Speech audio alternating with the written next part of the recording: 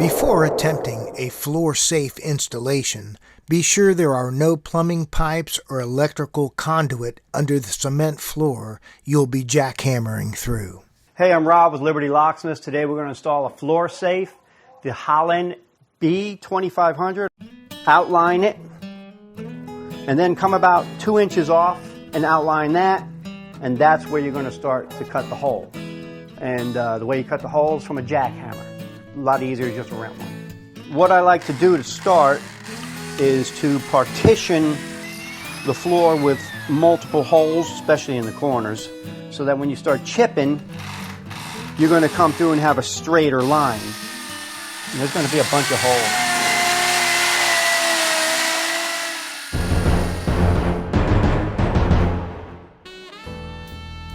We rented this jackhammer at Home Depot, and it's light. For a small job like this, it's a pretty good application.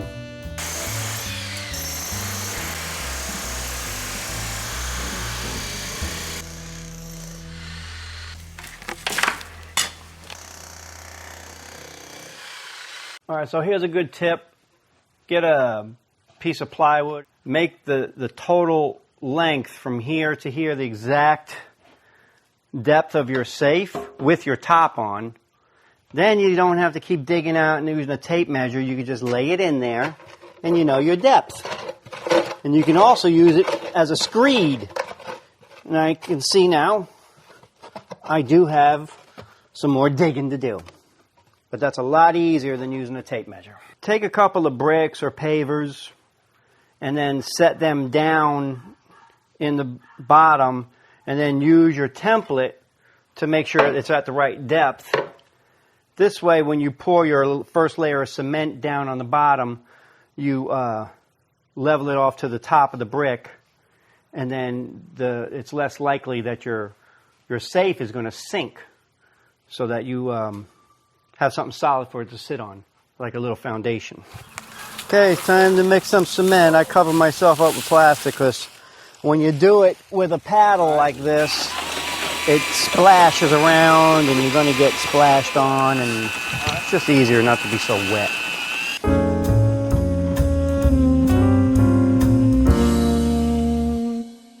So this is the top of your safe, and you want it to be level with your ground or just slightly above it. And then you pull back your carpet or wherever it's hiding, and there you go.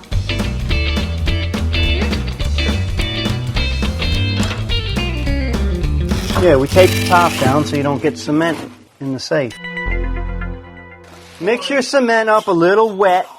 A little wetter would be better because you got to get it down in between here.